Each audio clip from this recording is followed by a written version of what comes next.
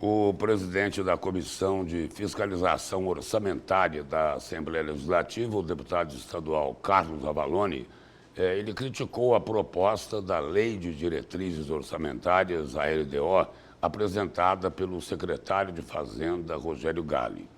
Ele defendeu mais rigor do parlamento no controle das contas públicas e fez um alerta.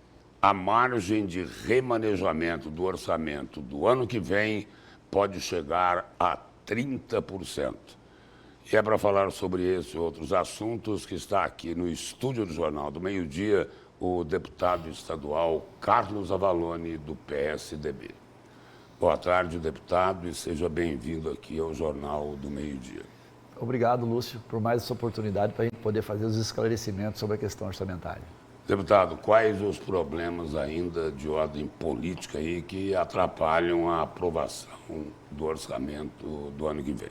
Bom, na realidade foram apresentadas 179 emendas pelos deputados. Nós estamos no processo de analisar todas essas emendas, dar parecer favorável ou contrário a elas, para poder fazer um encaminhamento ainda, hoje já é terça-feira, encaminhar ainda para a CCJ, para a CCJ fazer esses mesmos encaminhamentos que vão ser feitos amanhã cedo, às 7 horas da manhã, para que ele possa ir para a votação ainda amanhã. Ainda há possibilidade de qualquer deputado ou mais de um deputado pedir vista, né, do orçamento, o que prorroga pelo menos por mais 24 horas a votação. Amanhã também devem entrar as contas do governo, para ser, as contas do Tribunal de Contas também. Todas estas já, os pareceres estão sendo feitos, estão sendo estudados, e tudo isso deve entrar amanhã. Então, para que se encerre, nós teríamos que aprovar tudo isso, ou, se houver pedido de vistas, parte disso fica para janeiro. Em janeiro, nós obrigatoriamente temos que fazer uma sessão, porque no dia 10 sai o índice do RGA, e nós temos que autorizar esse índice do RGA para que possa entrar na folha de pagamento de janeiro, que fecha no dia 15. Então, entre dia 11, 12, 13, 14 e 15, nós precisamos fazer pelo menos uma sessão para aprovar o RGA. Se houver pedido de vista nas contas do governo ou nas contas do tribunal, nós temos que também colocá-los em votação em janeiro. Então, ainda tem bastante trabalho para esse final de ano e ainda para o começo do ano que vem. Deputado, esse RGA que o senhor fala é o de 2025. 25. Agora, e os RGAs atrasados, que somam aí quase 20%? Não entra nada no orçamento? Neste orçamento não está, a não ser que tenha proposta, que eu ainda estou analisando, de algum deputado, principalmente os deputados Lúdio e tal, que vem trabalhando isso, Barranco, e eu não vi essa proposta ainda. Mas nós vamos avaliar ainda para ver se essa proposta existe lá, de algum valor nesse sentido. Até agora eu não vi nem movimentação nesse sentido. Agora, o senhor vê possibilidade de, no caso de tiver uma emenda desse tipo, ela passar? Porque o governo é contra, não é? Veja bem, depois da votação do aumento do judiciário... Que não deu em nada. Que não deu em nada. Quer dizer assim, provavelmente qualquer aumento nesse sentido, pela votação do judiciário, provavelmente vai dar em nada também. Quer dizer, vamos dizer assim, uma é consequência da outra. Então, eu não acredito que vá ter nenhuma recuperação salarial vinculada a RGAs atrasados. O que há um consenso, vamos dizer assim, na Assembleia, é de se pagar o RGA, que vai sair o índice no dia 10, mais ou menos, dia 10 ou dia 11. Agora, deputado, qual é a avaliação dos parlamentares em relação às cobranças para que o governo trate com mais carinho os servidores públicos de Mato Grosso? Olha, esse é um embate que está acontecendo já há algum tempo, né? Eu tenho deixado muito clara a minha posição, principalmente na questão dos aposentados. Havia realmente um compromisso do próprio governo, feito com deputados, né, de que aqueles valores que nós aprovamos na Previdência e que ia descontar dos aposentados um salário mínimo só, até quem ganhasse um salário mínimo que ia ser descontado, depois nós subimos para 3 salários mínimos e igualar o governo federal, que é 7 salários mínimos, 6 salários mínimos. E isso não aconteceu. Então, isso realmente trouxe... E não aconteceu por quê? Não aconteceu porque o governo não... Porque, veja bem, quando você cria uma despesa para o governo, esse projeto tem que vir do governo. vindo da Assembleia, ele é inconstitucional. Então, portanto, teria que haver um convencimento e o governo teria que ter cumprido com o que combinou, que era de mandar, quer dizer, os tinha 6%. Tinha um compromisso do governo, mas o governo não honrou. Isso, é isso? Exatamente isso. No caso dos aposentados. No caso dos aposentados, porque era 3, era 1, nós aprovamos com 1, depois de 1 ano nós subimos para 3, conforme tinha sido combinado, e depois de 3 ia subir 1 por ano. 4 no outro ano, 5 no outro ano, 6, igualava o governo federal. Então isso aconteceu, isso nós tivemos os aposentados vindo do interior do estado, semanalmente nas reuniões da Assembleia. Era uma caravana de aposentados que doía muito para todos nós vê-los lá, né? E esse recurso era recurso, na realidade, não era para viajar, não era para nada disso, era para comprar remédio, era para comprar despesas mesmo. Então, esse é um assunto que ficou pendente, né? Um dos assuntos que ficou pendente foi este assunto, que havia um compromisso e nós não conseguimos cumprir esse compromisso com os aposentados. Deputado, Mato Grosso é bicampeão em feminicídios, o estado que mais mata mulheres no país. No orçamento do ano que vem, vai sobrar recurso para políticas públicas em defesa das mulheres? Esse é um compromisso que a Assembleia fez de colocar e destinar recursos para isso. Nós estamos colocando uma emenda para as salas lilás das Politec, onde tem um trabalho fantástico sendo feito pela Politec, mas só é feito aqui em Cuiabá. Nós precisamos expandir isso para os outros municípios, está sendo colocada uma emenda nesse sentido.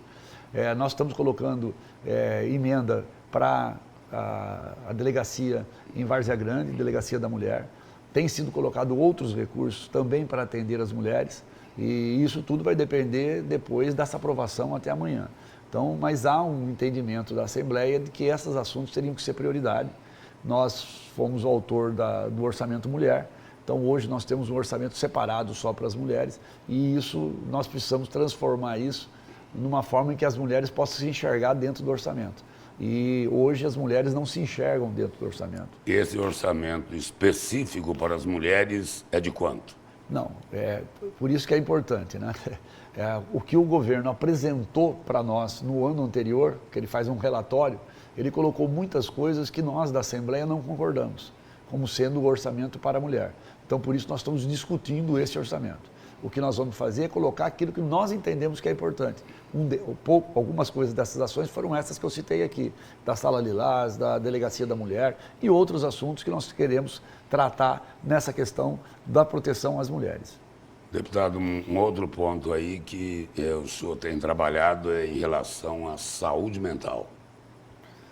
Bom, nós fizemos uma visita esta semana ao CPA4, onde nós fomos visitar uma obra que está em andamento pela Prefeitura de Cuiabá, de um CAPES 2, que está sendo investido R$1,5 milhão lá, que é uma emenda parlamentar minha de R$2 milhões impositiva, e mais um TAC colocado pelo Ministério Público, o Dr. Milton, que tem feito um grande trabalho aí no Ministério Público nessa questão da saúde e também da saúde mental. E nós fizemos a visita, a obra está andando muito bem e ela deve ser inaugurada no mês de janeiro. Depois fomos até o CAPES 3, que nós não temos nenhum CAPES 3 em Cuiabá. CAPES 3 permite até internação com 14 dias, então não temos onde colocar essas pessoas que precisam de uma internação momentânea para que seja acompanhada. Também está nesses recursos, lá é uma obra de 4 milhões e 100, mais ou menos, está andando bem, deve ser inaugurada até final de fevereiro ou talvez seja inaugurada no aniversário de Cuiabá, por causa dos equipamentos que tem que ser colocado lá, e ela vai ser na antiga Policlínica do Verdão. Depois nós saímos de lá e fizemos uma visita num CAPES 2 que tem ao lado ali deles, ali da Policlínica do Verdão, que com o CAPES 3 entrando em funcionamento, ele vai ser mudado e vai lá para a região sul, lá na região do Cochipó, e as pessoas vão ser distribuídas entre o CAPES 3 e lá essa nova unidade. Então você veja que nós estamos avançando na política da saúde mental. Nós conseguimos abrir lá no hospital HMC 6 leitos de retaguarda específico para tratar da saúde mental e estamos colocando emendas agora, também no orçamento do Estado, para Cuiabá, porque nós temos um compromisso do governador de investir 22 milhões por ano em saúde mental.